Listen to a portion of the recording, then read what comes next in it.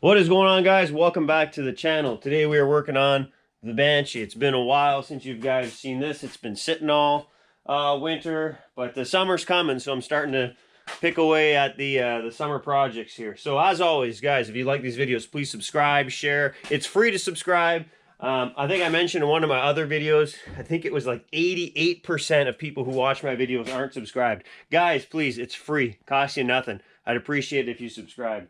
Leave comments, all that stuff. Anyways, Banshee stuff today. So, when I had bought this, ever since day one when I bought it, it makes, it always made a weird, to me, tranny sound. Like, it sounded like a winding sound. Like, almost like a dry bearing, like a bearing that's cooked. Runs fine, drove fine, it had no issues, but it just made that weird, you know, tired bearing sound. So I wrote it for the season like that. Never really affected it. But now's the time to actually fix it. So we're pulling the motor out of this thing. And we're going to be putting a tranny bearing kit in it. Where is it? I got a hot rod kit. Does all the bearings in the trannies. I got a new gasket kit. Where is that? New gasket.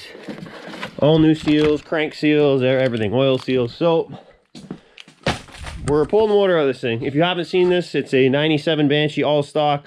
Bought it off the second owner. That guy had bought it off the original owner, who's his buddy. And it's basically completely bone stock outside of the tires that I put on it. And I put Boyson reeds on the factory cages. Other than that, 100% stock. Oh, and the bars, I guess, but whatever. But anyways, let's get into taking this motor out. I've never done one on a Banshee, so I'm sure I'm going to do it the inconvenient way. I'm sure there's an easy way for this that I don't know. So feel free to rip me up in the comments. It's all good. I'm expecting it. So, without further ado, let's get the motor out of this thing.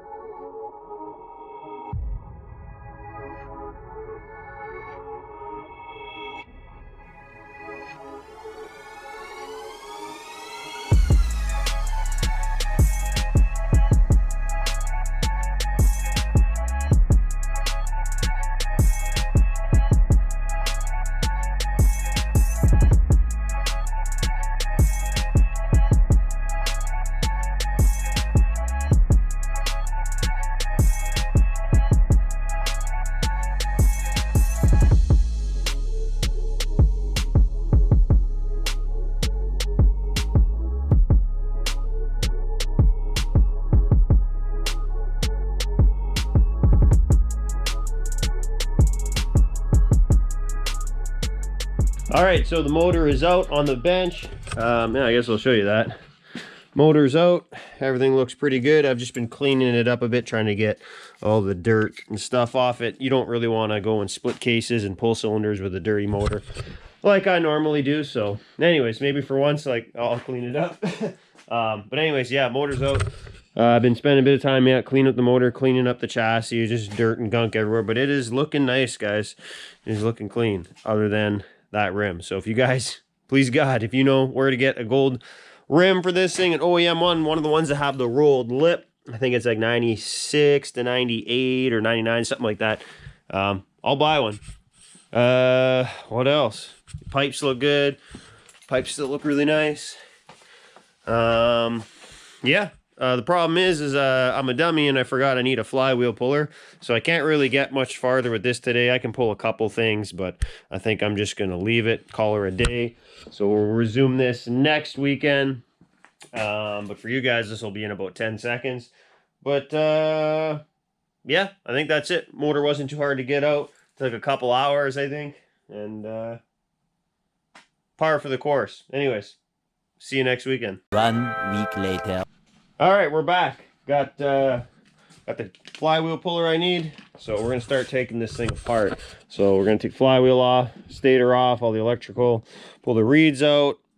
I think I might start taking the components from the side cover off, like your clutch and crank gear and whatnot. I think I might take that off first and then pull the top end off, unless something's gonna stop me from doing that.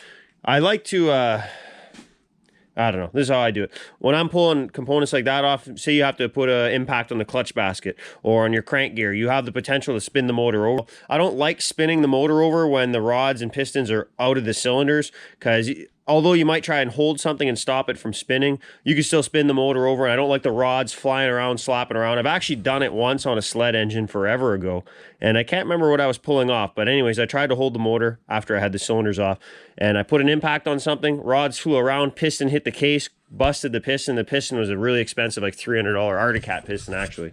So I like to try and leave cylinders on and stuff when you're doing things that might potentially spin the motor over. So I think I'm going to pull those last, but we'll see. We'll see if I might have to pull it off for some reason first, but I don't think so.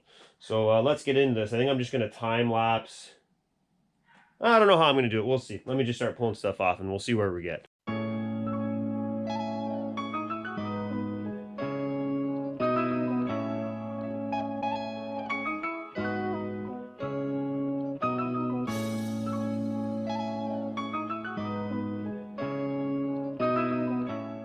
Alright, so I'm not sure what the GoPro recorded. I think it missed pulling the flywheel off, but flywheel off is off on the other side. Stator's off.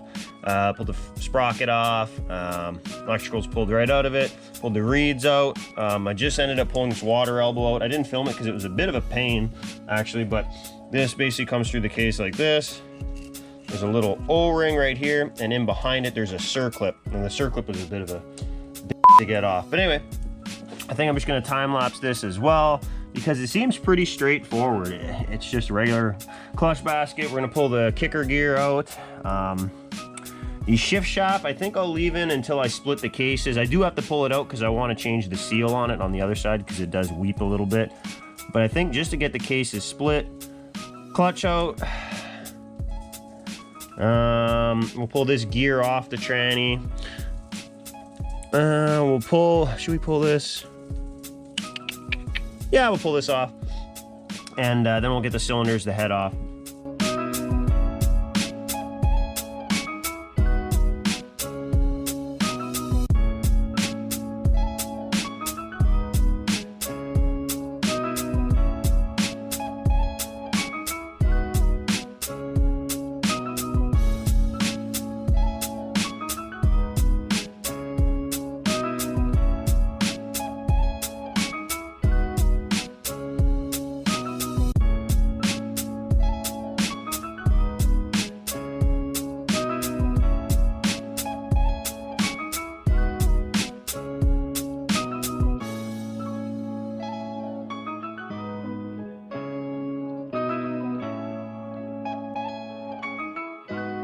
All right, so we got the cases split. I think I can just pull these tranny shafts out, to be honest. I'm just gonna take a picture of this before I pull it. Take a couple pictures. All right, so let's see. Like I said, I think I can just lift these shafts out. Yeah, there's one.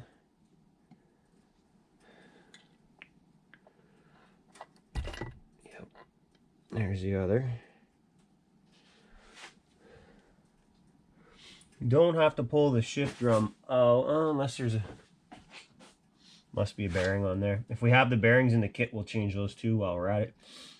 And now this crank, let me see here. This should just come out as well. It has these little half. There's one here. Is that it? Is there only one?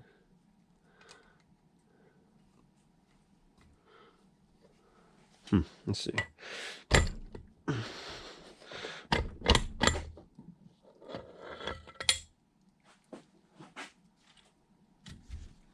Okay. Let me move this out the way a little bit. Look at the gas in there, oh boy. Okay. Is that the only retain? Oh, it's pinned. Okay, I see. See these pins? These pins will land in the case. They have little locators. See the locators? Pins will land in the locators. That stops the bearings from taking off on you. Okay, well, hey, look at that. That's split. That was pretty simple, actually. This is a very easy motor to work on with it splitting like this. Most dirt bike cases split the other way, right? You got to watch when you pull them. You have to know the engine, but normally you can flip the engine on a certain side and pull the case off. And if you pull it off one way, all your tranny shafts will stick up and you won't lose anything. But if you split it the wrong way, everything will just fall, and then you're got a nice mess to play with of transmission parts. But I'm going to go over the kit really quick here and see if I got the bearings for that shift drum. Yeah, there must be a bearing in there. I can't really tell, but it has to be. Anyways, give me a second. Let me look over this bearing kit a little bit. All right, so there's little circlips that hold your shift shafts in. I removed those. Now I believe I have to, I don't know, I'm trying to see how to get this drum out here. I think I have to pull the shafts with the drum. How am I gonna get this out? Oh, okay, I see. I have to pull the shafts out, pull the forks off. I got you. Like this, and now this. I probably gotta do the same with this one. Pull the fork off, right?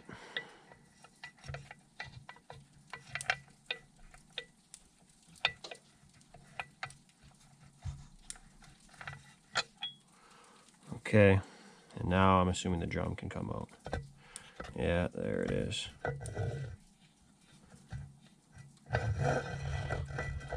Now you can see the clips in the bottom that had popped off those shift shafts.